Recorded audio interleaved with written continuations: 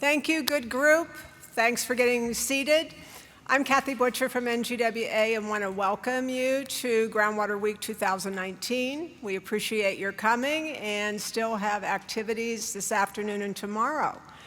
Welcome to the McEllhiney Lecture, and it's my pleasure and privilege to introduce Jeff Williams, the president of the Groundwater Foundation and also the 2020 McEllhiney Lecture.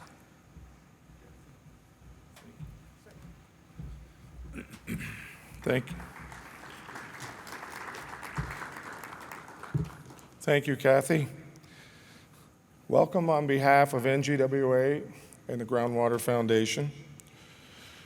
William McEllhiney was the president of this association in 1948, the first year this association came to be. The McEllhiney Distinguished Lecture in Water Well Technology was created in 2001 in Mr. McEllhiney's honor. The Groundwater Foundation, of which I am the chair of the current foundation, our mission, the Groundwater Foundation connects people, businesses, and communities through local groundwater education and action, making us all part of the solution for clean, sustainable groundwater.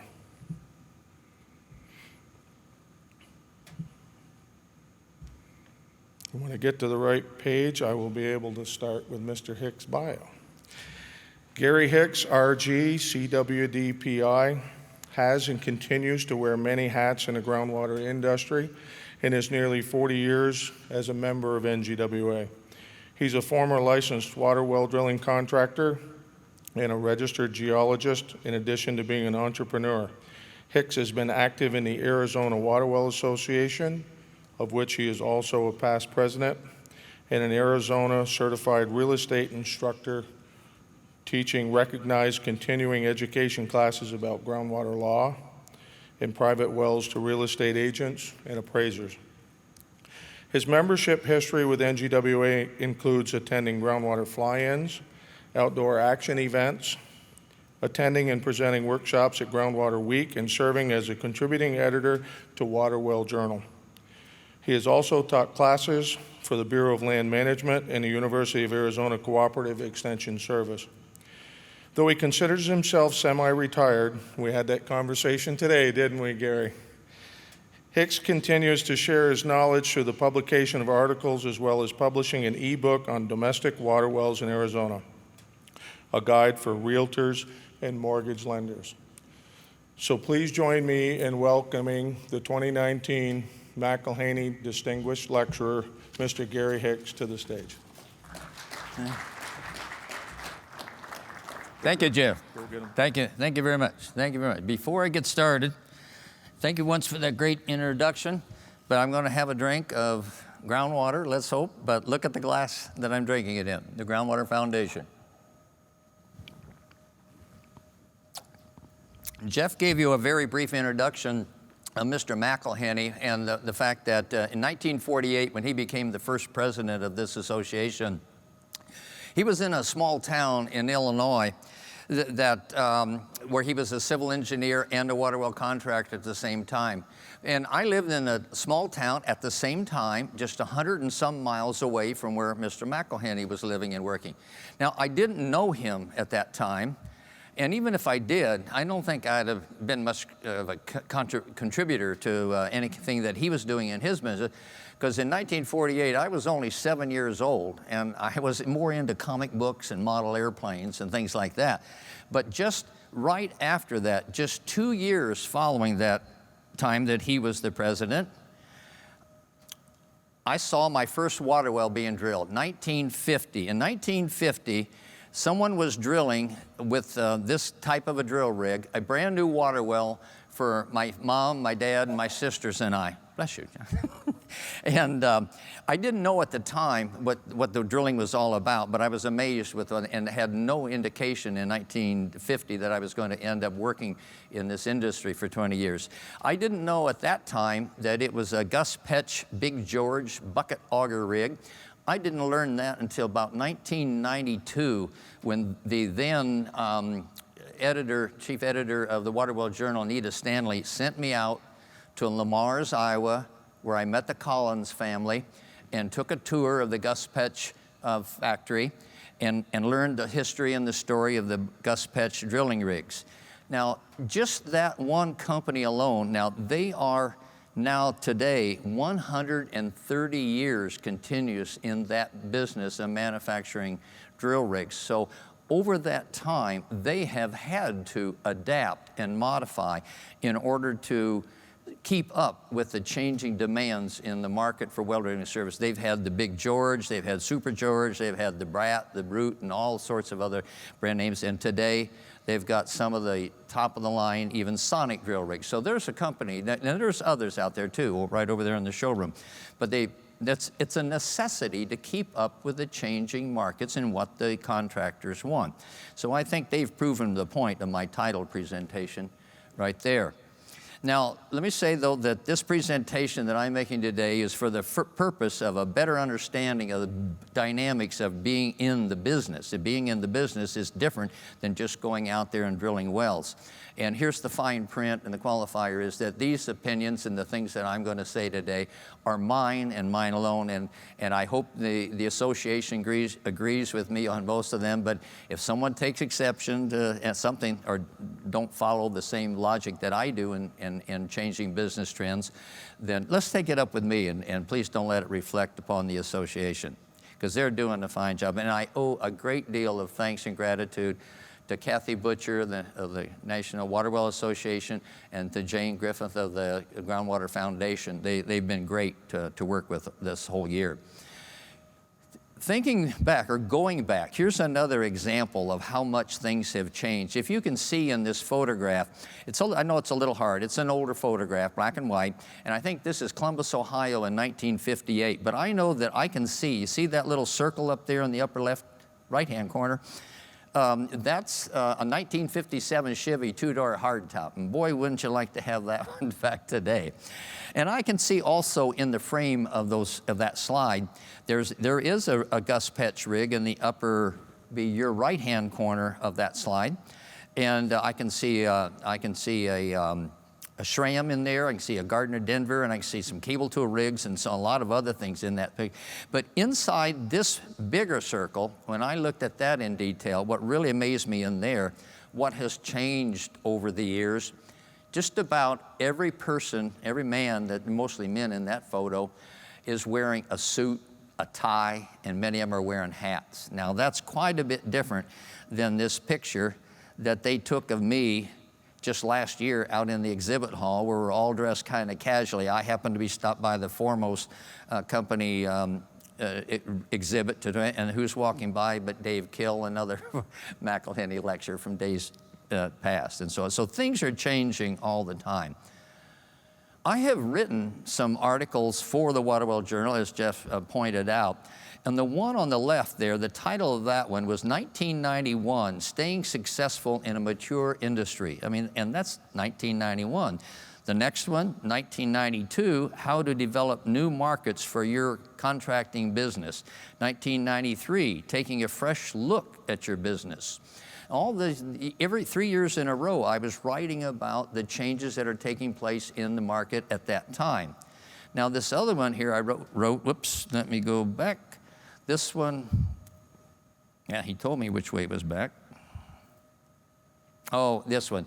How to survive changes in the environmental market. Those of us that were here in the 1980s, we were all very excited about environmental drilling services, and we were going to be drilling in environmental monitor wells and so on. But about 1998, I began to see that for me in my business, that I thought I was going to not go that direction any further, because I saw that the environmental drilling market was becoming very highly specialized. It required very expensive equipment, and it required a certain type of personnel to keep hazmat trained and so on. So I changed the name of my company in 1998 from Saguaro Environmental Services to Saguaro Well and Pump, and intentionally went after the domestic house well drilling market and services. So that was that one. And then in 1918, I wrote this op-ed article for the journal about adapting to the changing nature of the well drilling markets. And I think that is probably the principal article that guides the presentation today. But anyway, I think it's clear all the way along that these markets around us are changing. So is the whole world. Now here's just an alphabetical list of a number of different drilling markets. Every one of you contractors here probably service one or more of these types of businesses. The agricultural, here in the West, we're all very, very active, very, very busy back starting about 10 years ago with the drought in California. There was a huge boom in agricultural drilling out west here, and it's still going on a bit today, and that's been a steady thing, as I understand, in the Midwest all along.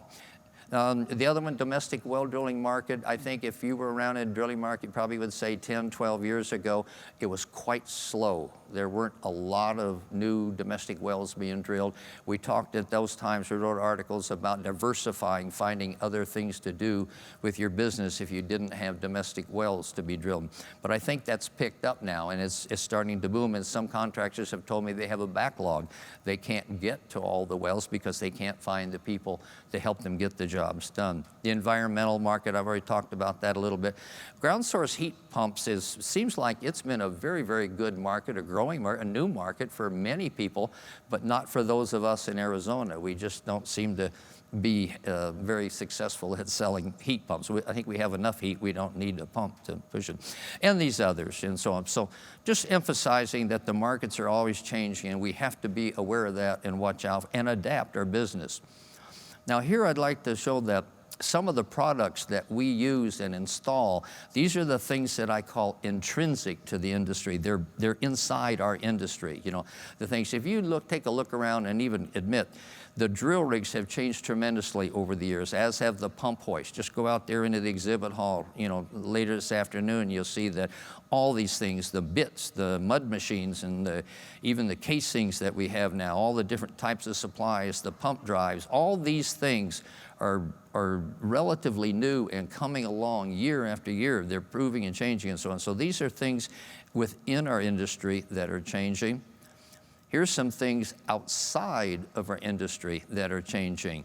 The technological advances that have taken place in the last few decades, you know, regarding computers, cell phones, even our motor vehicles, the ones that we choose to drive and so on, and all these other things. Our customers are different today too. You know, when you think about it, the age of the customers that we can count on to bring us work is probably not so much in the 71 to 53-year-old, the baby boomer things, era of people, as it is with Generation X and millennials, and that's something that I'll come back to and talk about a little bit more. But there's some other things that have changed too. The employees are different. Employees, you know, are probably, you don't have too many baby boomers still working for you. We're health in that area where we're starting to retire now.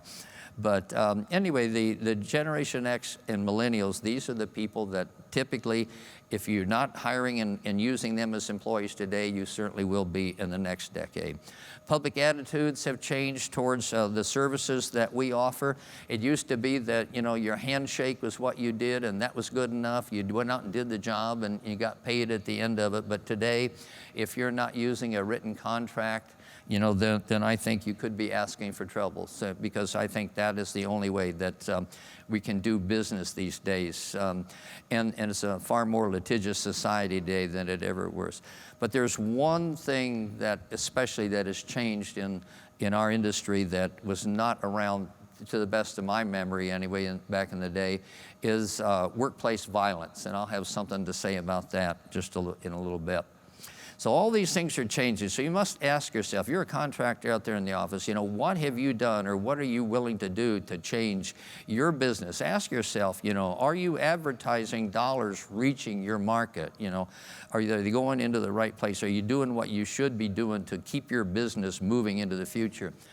Can today's customers find you? You know, or if you're still advertising by using the yellow pages or a sign at the end of the driveway or a big billboard or something like that, chances are the customers of the future are not going to be able to, because they're going to be using Google and Siri and maybe even Alexa and all these other features in order to search for a water well contractor or when they need a pump repair in the middle of the holiday weekend. So There's another thing you might ask yourself is, how do people see you and your company and your crew when they show up on site? And how do they look at you around, when you're pulling onto the job site and talk to them?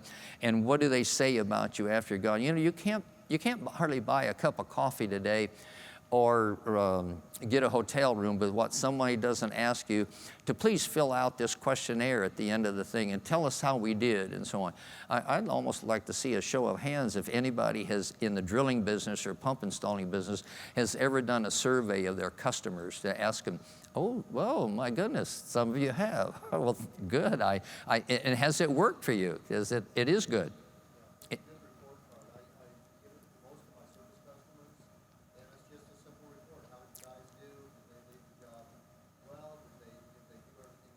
He's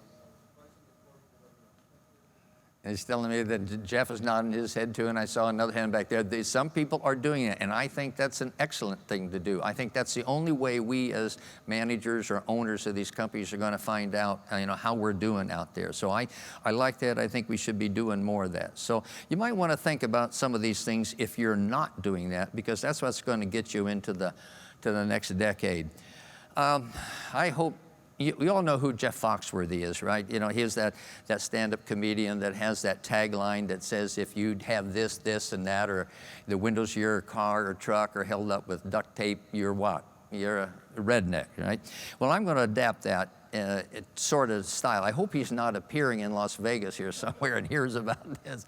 Comes say, you're stealing my line, bro. But don't worry, Jeff. I'm not going to quit my day job for this comedy gig. But I've chosen to talk about the changing trends and the way some contractors might be looking at their business today as if they were flip phone contractors. Now, I don't have anything against flip phones. I don't have one anymore. There was, when I was thinking about this, there is actually one good thing that the flip phone did that these new modern phones don't do, is that you couldn't do a butt dial with a flip phone contractor, because when you close that lid, the keyboard was covered, right? That was one good thing. But no, the way I'm using the flip phone contractor, and I'll show you how it is that it's of the era and of the time and of the days of how things were going that. So I say this: if the value of your pickup truck, motorhome, boat, ATV, and motorcycle is greater than the value of your work equipment, you might be a flip phone contractor. And I'll come back and we'll talk about what that really means. Here's another one. If you have to wait for your grandson or your granddaughter to get out of school to come home and reprogram, download an app on your cell phone or reprogram your computer, you might be a flip phone contractor. Here's another point that I want to stress by saying this. If the annual turnover employees in your company is in the double digits and you're a one-rig company, that says to me that you might be a flip phone contractor. You have something that you need possibly to look into or to learn about. So I'm going to try and use some of those points that I pointed out there and point out some of the things that I believe that we should be doing. Let me discuss these projects. Some contractors, not all of us, like to drive brand new trucks. I mean, look out here in the parking lot. There's these great big, pickup trucks, dualies, long bed, long cab, and so on, with all the features and the fancy leather and everything in them. And some of them have filled with all the latest gadgets and all the frills and everything that go with it. But they're still using some older, antique type equipment in their line of work and so on. But now the other equipment, it's all worn in the office. I'm going to talk a little bit about the equipment, the office, the shop, the yard. All these things need to be working at the same, I call it smartphone level. And I'm going to give you some examples of that. Some contractors, the marketing and advertising and the job preparation and the way the paperwork, even the file work, the way they have of filing their jobs away in the office, might be a little bit out of date. There are some very modern ways to manage customer well records if you haven't been not aware of that. So some of these things are very, very important to running a big, newer, successful business and so on. So we'll talk about those a little bit. Let me see here. I have said, I think it was in an article I wrote somewhere, one of the other publications, about there are riches in niches. Now, my concept behind that statement is that I believe today that you should think about tailoring your equipment, your services, and your future markets, not for those that were in the past market. Don't try to be everything to everyone. You can't be so flexible that you can take on any job no matter where it is and what it is and so on. I believe today the good strategy would be to strive to be recognized as the best contractor in your market area. And there's some advantages to working that way and thinking about it that way. Develop the market that you want. There are ways that you can actually go out there and intentionally bring more business to you, but it does take some work rather than just sitting there and waiting for the phone to ring. Now, promote you and yourself. That's the other thing, is promote you, yourself, your company, your industry, and so on by joining in and participating in things outside of your normal circle of things activities that you do. Now, let me try to illustrate some of those of them. I'm going to use a couple of graphs to try to illustrate how and what it means to maximize profits by increasing the demand for your services rather than just increasing the number of jobs that you might be doing.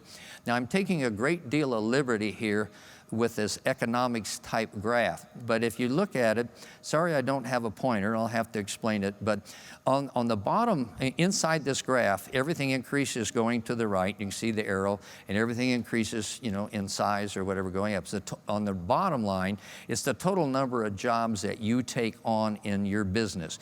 Now this model is generic and it works for anyone and everyone, but it's not global in that it works the same way for everyone. But somewhere in that line of the total number of jobs is taken on, it would apply to the way you are structured, the way you're equipped, the way the number of employees you have, and how you handle the volume of work coming in the door and going out. And that's those two vertical lines. And you can see that above the fixed cost, the red line, and above the white line, which is their variable cost, somewhere there would be an ideal profit margin that you would achieve in your business if you stayed right there in that middle part where it's most advantageous for you. Because that's kind of what I call the sweet zone. If you don't do enough work, if you fall off to the left side of that chart, you're going to fall below a profit and lose money or just simply not make it. By the same token, if you try to take on too much work for the way that you are structured, you're probably going to exceed the variable cost things in your life and your business, and that's going to hurt you on that end. So what I want to do is show you about a little, and I've taken great liberty, and I hope there are no real economists in the room, to say, hey, this is not the supply and demand curve that we teach in school. But what I'm showing here along the bottom is your customers' costs for your services going higher to the right, and the demand for your services increasing up there to the left. So if I look at the demand curve, that's the red one, the demand for your services would be very high if your cost to the customer was very low. And by the same token, on the white line, the white graph there, your willingness to supply those services or drill those wells would be very high if you got a very good price for those services, and lesser as it goes down to the left. So that's just a typical theory of supply and demand curves and so on. And somewhere in the middle is the sweet spot where most of now we're not selling widgets, a fixed item at a fixed cost, so there'd be a general area around there where you make a deal with a different customer depending on the depth of the well and so on. But anyway, don't think about this in the other graph that I showed you about how many customers you have, but think about what you want to do to increase the demand for your services would shift this demand line upwards, allowing you to get a better price for the same services. And that's where I'd like you to think about staying, is stay within your own structure, but create a stronger demand for your services so you can pick and choose the ones that you want and get the better price for it. Don't always try to be the low bid contractor, because reducing prices is just a downward spiral. So how would you shift the demand for your services and so on? Here's some ideas. Improve your company virtual image and your real image, and also your social images, around with it in your community and where your customers come from. Market your company beyond just the yellow pages of the phone book and the standard things that we've been doing for years. Become active locally in the markets that you want to serve. Now, I can give you an example of that. When I sold my contracting business and became just a contractor, I noted that I wanted to be an inspector for the sales and transfers of real estate. I wanted to do well inspections. I'm a registered professional geologist. I can do that. I can consult and do that. So I went after that by being very, very active in the real estate market. As Jeff pointed out, I became a certified real estate instructor. I wrote articles for their magazines. I became an affiliate member of their trade association. So I think there's ways that you can do that too. If your new customers, your new domestic water well customers come from realtors who are selling lots, who are, for brand new homes and people want to build there, then I think you ought to be talking to the realtors in your area. Get involved with their association, doing some of these things. So there's some other things you can do internally inside your business, such as updating your equipment, maybe not buying brand new equipment, but just updating that, your office, your yard, and everything about you and your business to improve your physical image, change your image, maybe get uniforms for your employees so that they all look smart, neat, and clean every Monday morning when they start off a new job. I know how tough it is to keep them clean, but at least they all look very good. It really improves the look for them. And then improve your communication skills with your customers, with your employees, and with the public. You have to be able today to communicate with the millennials and the people where your markets are. Now, I could talk a little bit about, is your equipment right for the market? Do you really have the right thing? Only you know the answer. Do you have the right equipment? I know it takes good equipment to do the job, and better looking improved equipment, I think, improves the business image, but I think it also helps the crew's perception of, hey, we've got this nice new rig, let's take care of it, and I think that's something that only the owner can do by getting out there and being very active in what the image of his company looks like. Newer equipment might help you, but I know it's tough to go out there and buy some brand new equipment. But if your equipment is a little bit older, and I've been in this situation where trying to keep older equipment working, and every day it's a challenge because of batteries, flat tires, leaks, blown hoses, and so on, that this is the thing that might pay to think about getting something a little bit newer, even if it's not a brand new rig. Because you have to make the decision, and if you're going to make that decision about should I improve, should I buy up, you might say, or trade up, as we say in the rig business, that maybe this is the time to do it when the economy looks pretty good and it looks like it might be going good for a while. But that's a tough decision that only you can make. But this is one that you can make for your business, and it's quite easy, and it may not be all that expensive. But ask yourself, how does your business look? How does the office look, to them? This one, I say, well, could use a little fixing up and so on. But how about the shop? Does your shop look like this one? That's kind of a mess. What does it look like inside there? Can you get, I would never bring a customer and his booster pump in to a place like this and try and work on it. It certainly would say, okay, I'm not even sure I could get my pump back. It needs to be clean, neat, and so on, and just give you some examples. But I think you get the idea that that you just need to keep your business looking sharp. Look, smartphone sharp, and so on. And you know what they're always saying? Get your stuff together. That's the expression that we use. Now, how about the yard? I've seen a lot of well drillers' yards, and maybe had some of my own back in the day.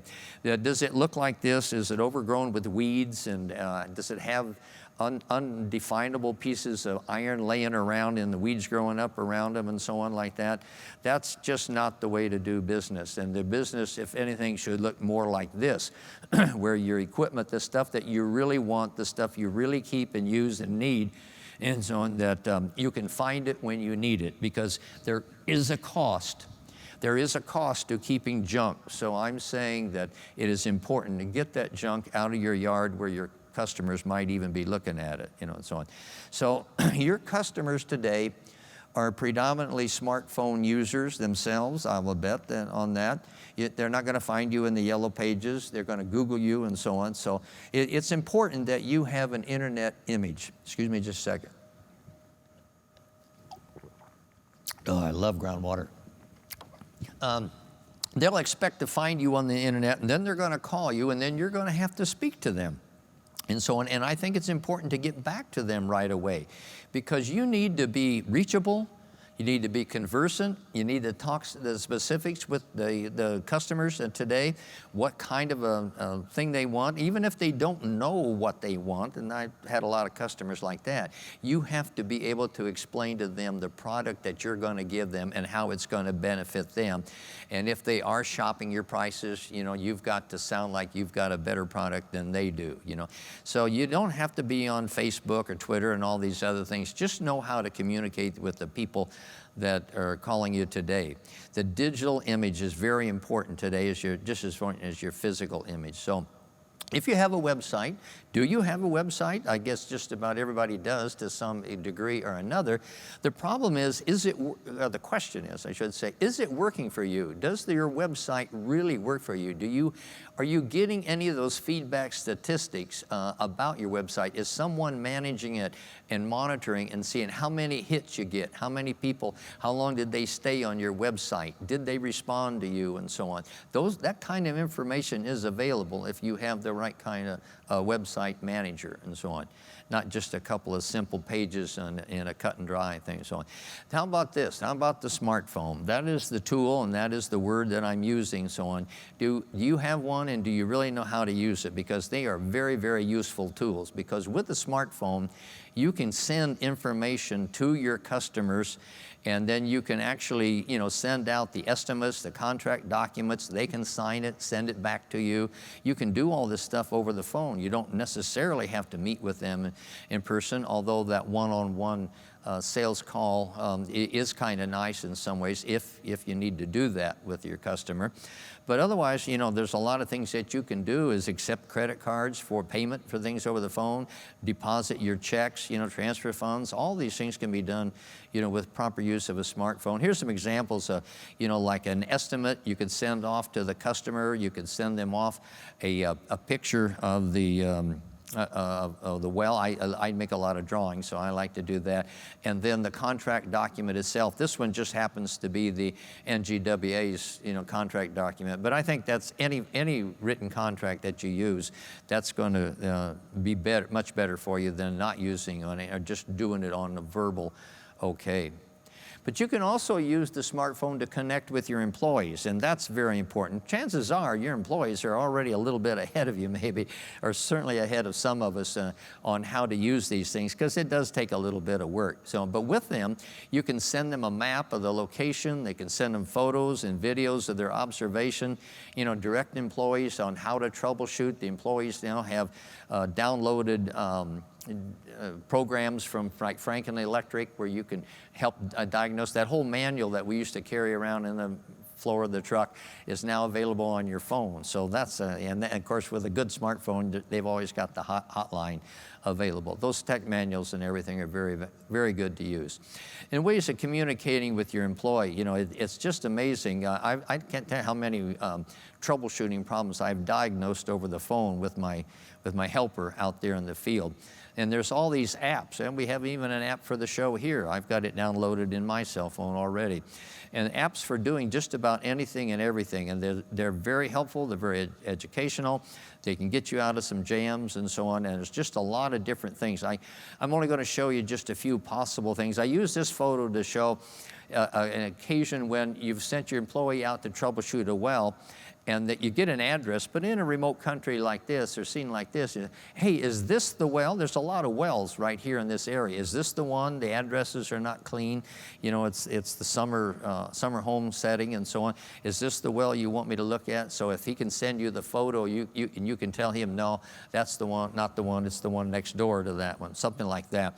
Also, I think in troubleshooting, you might have an employee that would send you back a photo saying, "Hey boss, what's this? I've never seen one of these." You know, well, some of us know that this is the auxiliary connection thing for a generator to run the system, but he may not have seen something like it. Or how about this? Some of the older style liquid level control devices that you know, that I'm certainly familiar with, but if they're still out there, maybe your employee has never seen one of these, and they could send you a photo, and you can tell them, say, yes, if you push in on the slide right there where my finger is, that's what makes the well work or the booster pump work. So things like that, just a lot of other. Here's an example. This last July, I was speaking in Breckenridge, Colorado, and there was a contractor in the audience named Joel Canfield. He owned Canfield Drilling Services up there in, what is that, Fort Morgan. So Joel, well, he was actually in there in the audience, as you are today, listening to me talk. He gets a phone call from his office, and he says, he heard it very quietly and so on, that maybe it's a text. "Hey, you got one of our best customers is down. His pump is down. We got to get somebody out there right away and so on, and I don't know how to send him or what to do." So while he's sitting there in the back of the room, just doing what he does, he pulls out the map function on his cell phone, and he puts a push pin in for the destination, the customer's house, and he sends that push pin to his employee who's on the other end of this blue line, and he says to that employee, "You put this push pin that I've sent you into your cell phone and press go, and it'll draw this map for you just like that. You just follow the blue line. That's going to take you right out to the site." And this is the site that I looked at. It was a dairy, a cattle farm, and here's the pump, you know, the well that they were supposed to look at and troubleshoot. So all those things can be done just simply. You can do it in the back of the room while you're sitting here listening, talking to me, and that's a phenomenal thing, you know. So your employees, smartphone users, they know how to use these things. A lot of them can teach me things that I don't know about them. They are probably baby boomers or Generation X at least, and they may become part of your workforce in the very near future. So they have different motivational buttons to be pressed too while they're doing. They are, in a way, they're a different era of assets to our company, and we have to be prepared to talk to them in their language and so on. So, and there is a very, very high cost of high turnover of employees in your company, as I'm sure some of you are very well aware. Now, I'm not the only one to have said this. We've got a couple of other articles that have been written in the Water Well Journal. Jennifer Strawn wrote this one about preparing for the next generation, about how to hiring and obtain employees and so on. And one of our own water well contractors, Gary Hix, master water well contractor, has written some articles, very good articles about that, about your most valuable assets are the employees. And Alexandra Walsh has contributed a number of really good articles about dealing with people in the new millennials, the new employees, and so on that we're using. And there's another, that just goes bigger, but other people are saying the same thing. And I will say this: the management part of running a company isn't as easy as the drilling or the pump installing part. And we can be very good pump installers or well drillers ourselves, but are we good managers? And are we doing the things? Now, one of the things that I did is back some time ago on my MBA that I was working on. I did a thesis and a study, and I titled it "The Motivational Factors of Individuals Engaged in Field Project Work."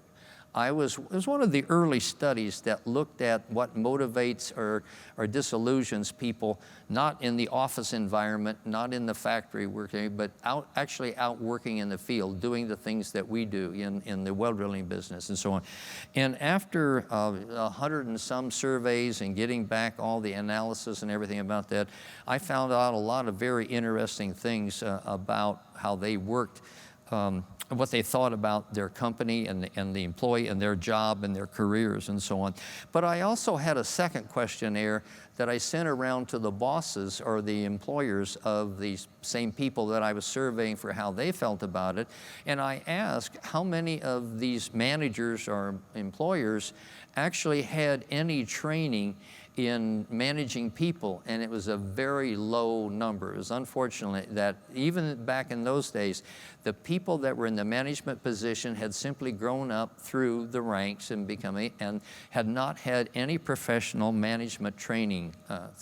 And I think it's very important, and later studies have shown that it's absolutely true that only about 1 in 10 people in the managerial position has really taken any kind of training in how to interact and deal with and manage people. So there are some pitfalls in managing people that you may not be aware of if you've just been a contractor all your life and so on. And there's some of them called the transference phenomena, where you tend to hire people with the same last name or went to your high school or something like that, where you just think that they rate higher on your evaluation because they're a lot like you. There's some other things I could talk about.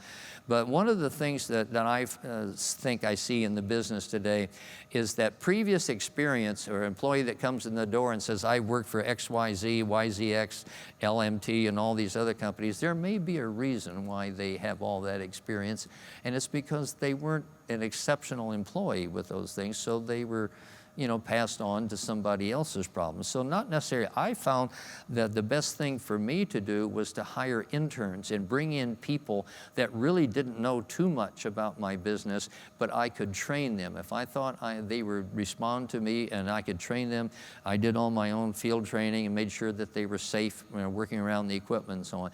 Another phenomena that people are reluctant to do if they haven't had management training is the failure to fire a bad employee soon enough to prevent doing damage to the company and so on. So I think it's very important that we think about getting out there and taking some management training classes and so on. I always look for an employee that can work in harmony with others without having to have training. And one of the things that you might want to be aware of in the coming future, the millennial employees may not be looking to make a career out of the same work that we did. They may be a good employee, they may be there for a short time, and you can get good work and good performance out of them, but you can't necessarily expect that they're going to find that they want to have the same career that we did. Either way, I think if you took a little bit of management training on how to supervise your people, it certainly wouldn't hurt. So there's a couple of other small things that I'd like to touch on. One is this one that Alexandra Walsh, she's a very prolific writer in the Water World Journal, writes some very good articles about this one, in workplace emergency plans. Workplace emergency plans are that kind of a plan that you should have in place for your business if something dreadful should happen. It can be an accident to an employee. It can be a crisis with something that went wrong on the job or something that happened. I mean, I don't know, think of anything that can happen at all. But unfortunately, if you don't have some sort of a plan in mind or on file within the company office there of who's to take charge of making the news announcement or who's to take charge of this and what are you supposed to do when XYZ happens in the company.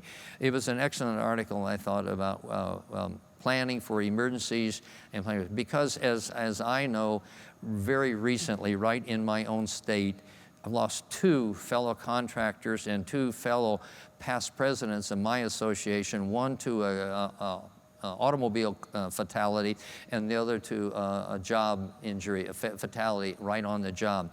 And in both cases, I'm very concerned about the ability of the company to survive, that. So you may have to do that. That's something to be thought about and be prepared for. The one other thing I could touch on briefly was this one, which is a totally new phenomena for me anyway in the place, workplace violence. It has come to our industry. Headlines tell us all the time that it comes to here and there and over there, but for me, it came right to my hometown and right to someone that I knew. It was a small contractor in Tucson named Chuck McCain, and he was actually killed by his own employee at lunchtime as he sat having a talk with him. So I know that's a very unusual one, but because of the lack of planning of what to do in an event like that, the company didn't survive, and fortunately it's gone. So these things can and do happen. We have to be prepared. We have to think ahead. We have to know what's ahead, or what might be ahead, what might be around the corner. That's the only thing I can say.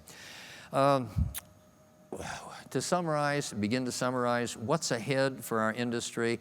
I don't have a crystal ball. I can't tell you it will be this, this, and this, but here's some things that I think that will be happening in the near future. There'll be some more innovations, more technology, more things to make our work easier, but it doesn't make the business or the job any easier because if we have to deal with the new products and the new technology and the new rigs that make the work easier, that must mean that there's more for us to be done on the other end in keeping the company running, keeping it business, keeping it sharp. So many of these things will happen to us. There'll be more regulations in certain areas. There's got to be a shortage of water in certain areas. There's a whole list of things here that you can read but just to be sure that you're going to be around for another couple of decades and be successful, I think we have to think we're going to have to work smarter and hopefully not harder. And so on. So what is going to be the single biggest problem and challenge for everyone? And I heard that from some people already in the hall this morning. They've got months and months of backlog of work that they could do if they could find the employees, to do the work. I hear that as a very common phenomenon and so on. It is hard work, and it will be a challenge constantly to get and keep good employees that do that. So some of the steps that I could suggest to maybe secure tomorrow's market and tomorrow's workforce would be meet and greet everyone as if they were a potential customer. I have this little, I call it a 10-second elevator speech where I say, "Hi, I'm Gary. I'm into wells, water wells. What do you do?" And I use that to break the ice, to open up the conversation with anybody and everybody I can. And you'd be surprised how many people would be willing, even they don't need a water well right now or they don't need well service right now. They may sometime, but you've made a contact. You've made a hit with somebody. You started a conversation. If you can keep it going on, you just may get a job out of it. So meet and greet everyone. Build and practice, that little 10-second elevator speech or greeting speech or whatever you want to call it. But also think about using social media or our magazines or some of the trade magazines and newspapers. I've done some newspaper things, been interviewed by writers for something that was of interest, like say during Groundwater Awareness Week. You can get something in there.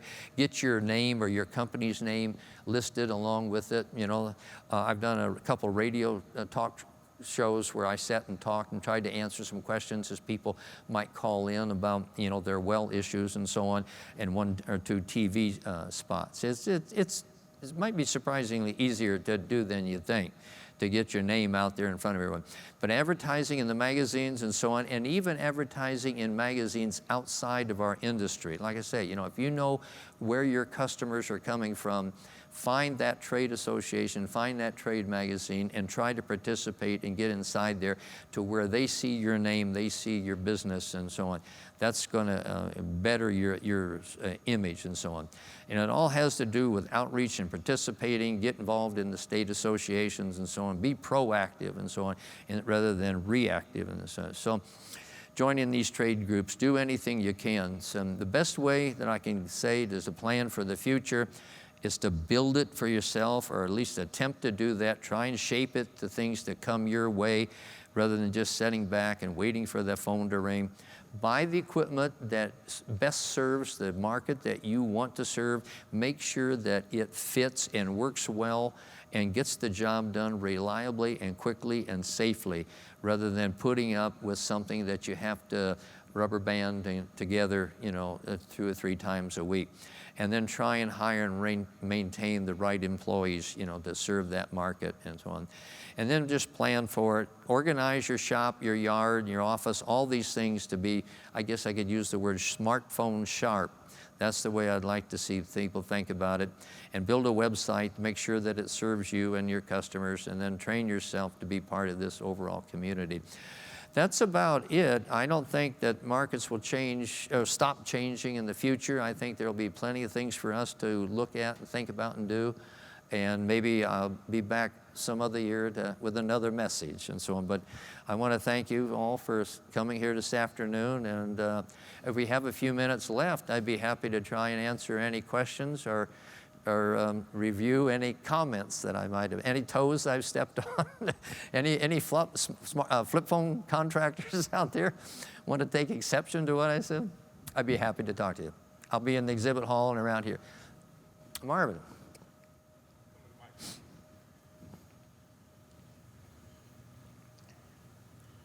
Gary, that's a great talk. And on the flip phones, it's also the hydrogeologists that need to wake up to the current, come into this century. I can tell you for myself, I've started specifying in my tech specs that flip phones or equivalent or other apps such as crew apps and things that we communicate so closely with, that they're required. So it's a good idea and we should all just do it. So I agree with you. Well, thank you. Thank you, Marvin. Appreciate it. Anybody else?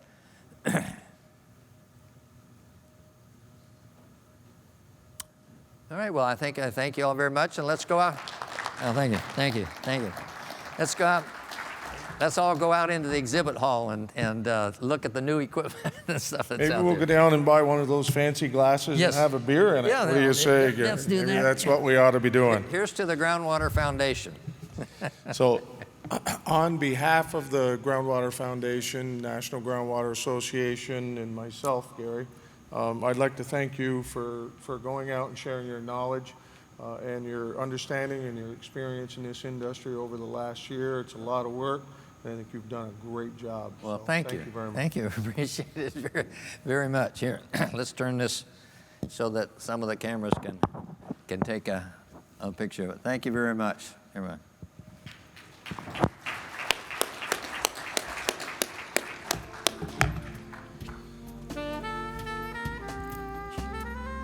This microphone's still hot, so I've still got a couple housekeeping items to take care of here.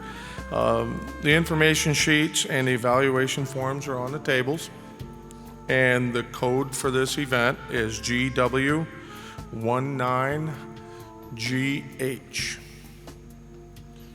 GW19GH. Did I hear bingo? Thank you, everybody.